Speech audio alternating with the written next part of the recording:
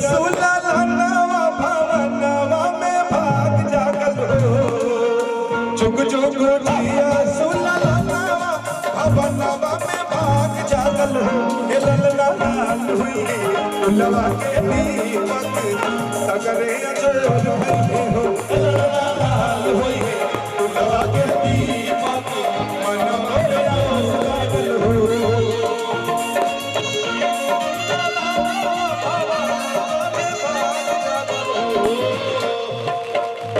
जुग जुग जिया सुललनवा भवनवा में भाग जागल हो। ललना लाल हुई फुलवा के दीपक सगरे अजोर भइले हो। ललना लाल हुई फुलवा के दीपक सगरे अजोर भइले हो। सगरे अजोर भइले हो।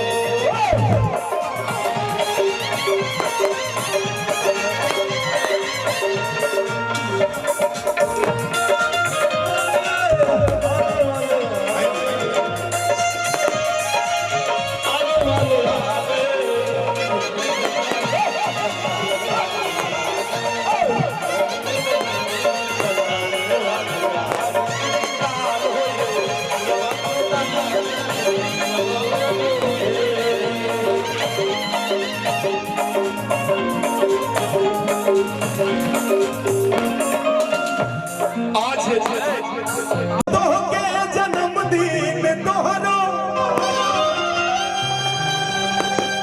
ये भैया सनहिया में जिंदगी बितई हो।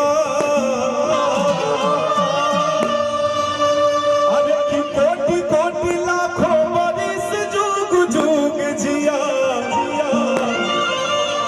अरे अपने बड़का भैया आनंद दुबे जी से और पूरे क्षेत्र के आशीर्वाद प्यार पैहा।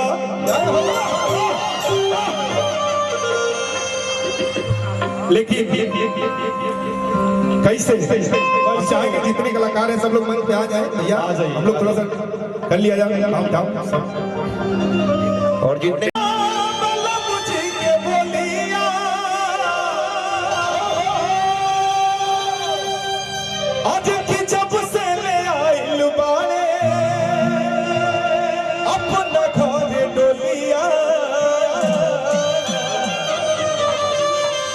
अच्छा भोजपुरी भाषा से कितने लोग प्यार करते हैं जरा हाथ उठा के बताइए। ओह क्या बात है। चलिए थोड़ा सा ठंड में कुछ लोगों का हाथ नहीं उठ रहा लेकिन